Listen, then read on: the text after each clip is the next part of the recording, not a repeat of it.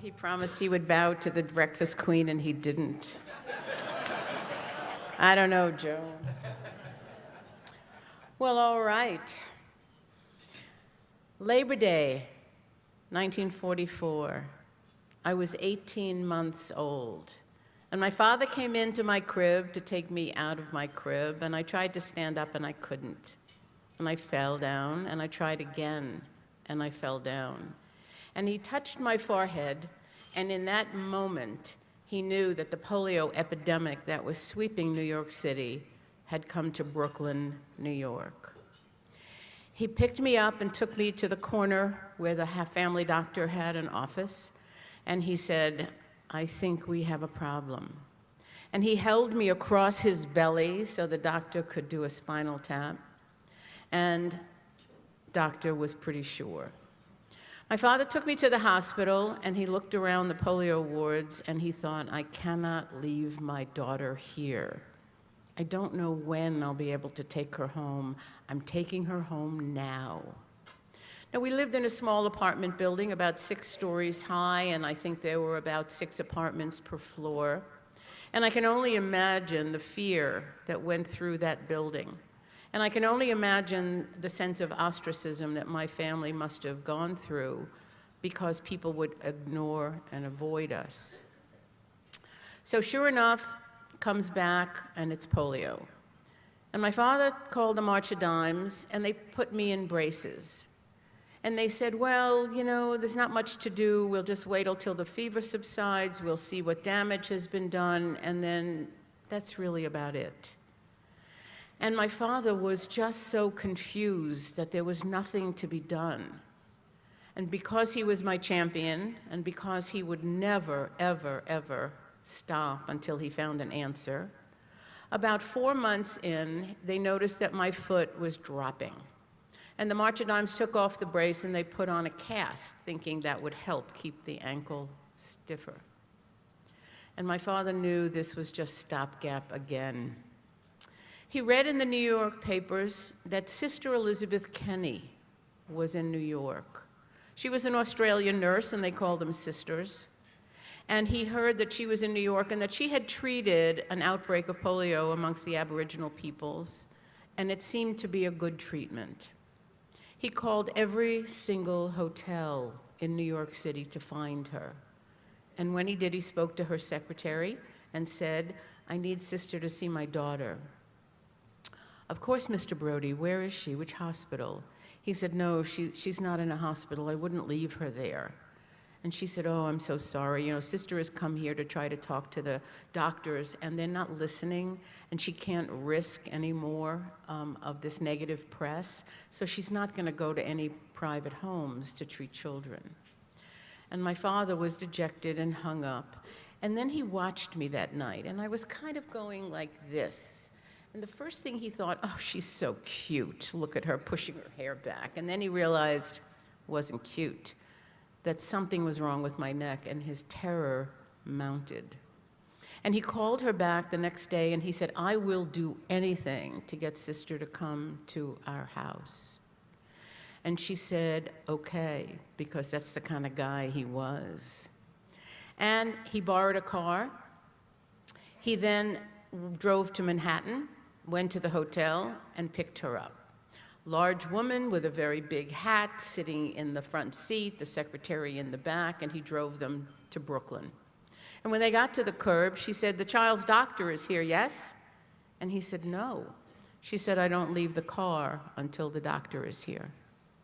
He ran around the corner again and got Dr. Suna, who left a patient, came to get her, and escorted her into our apartment. My mom had laid out blankets on the kitchen table, and I was laid out on the kitchen table, and I had that cast on my foot. And Sister walked in, took off her hat, took out a scissor, and cut off the cast, and my father describes it. She hurled it across the kitchen and said, we are not treating a broken leg here. We are treating polio. And then she pulled out all wool pieces, strips of wool, put them in boiling water, 3 pairs of rubber gloves, wrung them out, wrapped them around my leg, and then wrap dry pieces of wool around my leg. And in those days, no plastic, so an oilcloth, tablecloth around that, so the wet heat would go in, and then a lot of cocoa butter and massage. She felt that if the muscle was in spasm, and you don't allow it to come out of spasm, when it wants to, where is it going to go? So she didn't want bracing, and she just wanted to try to extend the muscles. Now, this was definitely not a cure, but it was a treatment. And in about 6 months, I was up and walking again, unaided. Now, the damage was done. My leg was at least 2.5 inches shorter and 2 shoe sizes smaller in that time. Now, the childhood was not much of a childhood. I couldn't play, and I couldn't run, and I couldn't do most of those things. But what I did do was sit with adults. And as a result of sitting with adults, I learned to be a committed listener, and I learned adult conversation at a very early age. When I was 6, they told me I was going to the hospital. Now remember, I only heard adults talking. And so 1949, when someone went to the hospital, they didn't go to get better, they went to die. So I thought they were taking me to die. But at 6, you have no grief for a life not lived, and you don't even know quite what that means, except that you're not going to come back. So I gave my brother all my toys, and I said goodbye to the neighbors with a finality they would never be able to read. And I went to the hospital. And when I woke up from surgery, I thought they made a mistake. And I understood in that nanosecond that I had another chance. So everybody in my life always got another chance. And yeah, I took my toys back. So here I am, I'm 6 years old, and I'm getting ready for school, first grade. And my mother gets a book from the library for me. And most of you will recognize this book, right? Do We Love Madeline? And she had to take it out of the library so many times that she finally had to buy a copy. As you can see, it's pretty worn. And I understood my life through this book. So here was a little girl with 11 other little girls at school, and all of them would line up in 2 straight lines, rain or shine. Except Madeline was never content. She would always be looking around to see what she could get into. They went to the zoo, and everybody was cowering, and Madeline looked at the lion in the zoo and went poo-poo, and she was right up at the cage. Madeline had to go to the hospital. I went to the hospital. She had an operation. I had an operation. Her scar was on her belly. Mine was on my leg. But I learned from Madeline that I had to figure out my own path in life, that I wasn't like anybody else around me. When I would go to school, I was the envy of all the kids because I was smart. I read, and I was careful, and I knew my stuff. But in the schoolyard, I was prey. I was marginalized, I was ostracized, I was ignored, and I was bullied incessantly. I was tormented. I had a love-hate relationship with going up to the classroom at a walk-up school, an elementary school in Brooklyn, New York. A love-hate relationship because I had to go up before the schoolyard bell rang so that I wouldn't get caught in all the kids going up the stairs. And they hated me for that, and I needed it, and I didn't want it. During the fire drills, I could stay behind. They hated me, I hated it, but I needed it. So I was always push-pull. Now, did I try to fit in? Oh yeah, I did. I spent a lot of energy trying to fit in. I had 21 jobs in my life, and I was fired from 19 of them. Now, I was a hell of a good interview, wasn't I? But I could never fit the corporate culture. I could never find my place in all of this. And during all this time, I was passing for normal. I was skydiving, I was skiing, not only the Alps, I was skiing the Rockies, I was dancing, I was hot stuff. Sometimes somebody didn't even notice the limp. I was able to camouflage in such a way and compensate in such a way that they didn't know that I had a limp until they saw me walk down the aisle when I got married. So passing for normal was a big thing, and most polios will tell you that there was a time in their life when they could pass for normal. Now, just at the time when Rotary was thinking about polio, I was thinking about it too. All of a sudden, I was having issues that I couldn't identify. I was having some mind-numbing exhaustion, I was having weakness, I was having issues that didn't make any sense. And I went to the doctor, who looked 12 years old and who'd never seen polio, and he said, "Oh, it's part of aging." And I went, "I'm only in my 40s, this is not okay with me. I don't understand what's happening." And he said, "Neither do I." And then I read that Polio International was having a meeting, one of the first meetings that they were ever going to have in St. Louis. And I got in the car and I drove to St. Louis. I was living in Chicago by then. And I walked into a ballroom this size, and I was sitting with people who were having, excuse me, the same issues that I was having. And all of a sudden, it had a name, and it was post-polio syndrome. And what did that mean? It meant that all of those hours in jazzercise with my pink leotards and my purple leg warmers were absolutely hurting me. And if I could take back every hour of those, I would. Because all of the nerves that died had neighbors, and the next door neighbor nerves sent out little axons, and they were stimulating what I needed. And those poor things were worn out. And the more I used them, the more they wore out, and the more my symptoms came. So I figured out that I was going to have to sort of rearrange my life as these symptoms came. Now, was I smart to open a bakery and have to work 12 hours a day? No. But I did. I figured out that if I could bake this cake, I started out with a surprise birthday cake delivery service. Remember, I couldn't hold a job. And so I made this cake, and I thought, oh my God, you buy the ingredients, you make the cake, you sell the cake, you get more money for ingredients, you do it again. I got this. So I started this service, and then all of a sudden I had a bakery, not a retail. I didn't want to make anything today that didn't sell, that was not fresh tomorrow. So what I did was have a special order bakery. And I did that for about 9, 10, 11 years. I had a big following. And somewhere in the 9th year, I used to go out to breakfast every day. And I said to my husband, I am so sick of bad food. We had a list on the back door of our home of the 6 places we could stop at to have breakfast on our way to the storefront bakery that I had. And we had to figure out what we wanted to eat before we left the house, because one of them had great omelets, a couple had okay French toast, 3 of them had some pretty good pancakes, and so this is what we had to do. And you know, the coffee was insipid in those days, right? And you would get the coffee, which was barely drinkable, and you'd get it just so it was manageable, and you'd taste it, and you go, oh, okay, I can sort of deal with this. And then the minute you do that, somebody comes over with a pot and says, you want me to warm that up, honey? And if you say yes, you've ruined the coffee for the rest of the meal. And if you say no, you never see her again in this lifetime.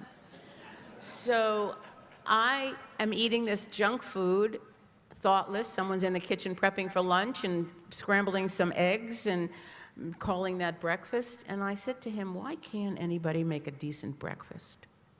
And he said, so let me get this straight. Every day you go to that place and you play with butter, flour, sugar, and eggs. Makes cakes, right? And I said, yeah. He said, what are we eating? Oh, I said, we're eating butter, flour, sugar, and eggs.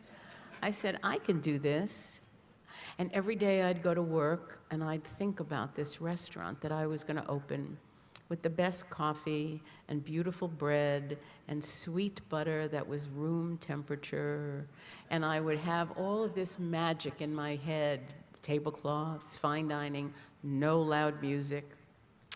And I thought, I got this. I got this covered. And so I opened up my first restaurant when I was 48 years old. I baked that first cake when I was 37.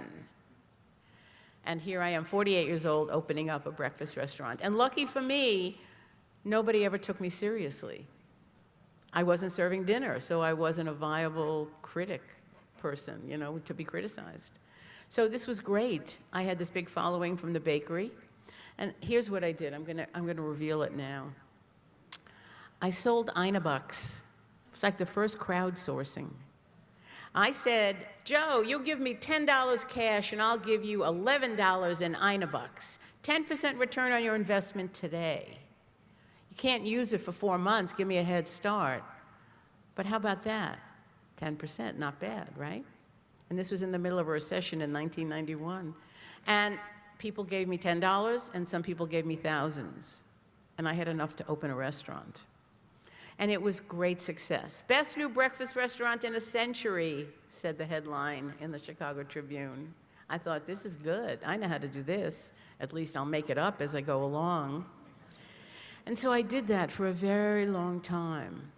And here I am, struggling more and more with my energy level, with weakness that's now happening, with swallowing issues some days, with weakness in my hands. I used to be able to throw around 50-pound boxes of chocolate, nothing. And so things are starting to change, but I'm not sure kind of what that means. So I do this, considered iconic, nice. I did it for a long time, 22 years of feeding people, which was an honor and a responsibility. And all this time wondering how I'm going to make this exit. Exit strategy is everything. The minute I moved into that restaurant, I knew I had to figure out a way of getting out. We can't do this forever. Plus, my legs were getting worse. So it came time. And I decided the thing I needed to do was to document this. How did I get from a polio baby growing up in a kosher home in Brooklyn, New York, to being breakfast royalty in Chicago? And I said to my general manager, you know, we have all these great recipes. What are we going to do with them? I said, we probably should put them in a book. And she said, oh yeah, I'll go to Kinko's, we'll do a little spiral-bound book. And I'm going, oh no, we're going to do a book with really good pictures and the stories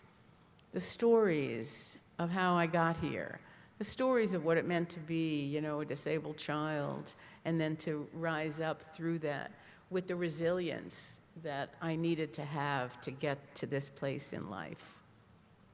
So we did that, and we managed a 4-month closing, and a documentary was made about the last 31 days, which we hope will be streaming pretty soon, and I'll have everybody in this room, you know, notified when that happens, because it's pretty cool. And so here I had this other life now. I could not go to work. I had to have a seat behind the counter where I made the espresso drinks on the weekend because I couldn't stand any longer. Getting up at 4:30 in the morning was getting to be almost, you know, panicky. Trying to feed 450 people in 6 hours on Sunday. I had stopped being able to work the line years ago. So everything was changing and my life was getting much, much smaller. And I decided that the best way to end this was to take what I knew and to pivot to something else. So now I speak at food conferences about the global influences on breakfast from around the world. I speak to women's organizations about exit strategies. How do we get out of what we're in? Sometimes it's just about firing a client. You know how that is if you've had your own business. And so then when Joe said, can you come and talk to Rotary? I've been doing that for years. I go to small Rotary meetings. If it's 7 o'clock in the morning and it's 50 miles away, well, so be it. My job is to keep you motivated. My job is to say post-polio is really bad, and that you spend your time and your effort and your love and your commitment to do what you do is overwhelming for me. to think that in my lifetime, I will see 0. There's no way to describe that. The best way is for me to say, look at the people at your table. Nobody has polio in here. That's pretty damn amazing. And the only thing I want to end with, and I have one quote. So yeah, he's another one of my heroes. But does this not sum up everything you do every day? It does. And my gratitude to you is overwhelming. Thank you, Rotary, for everything you do.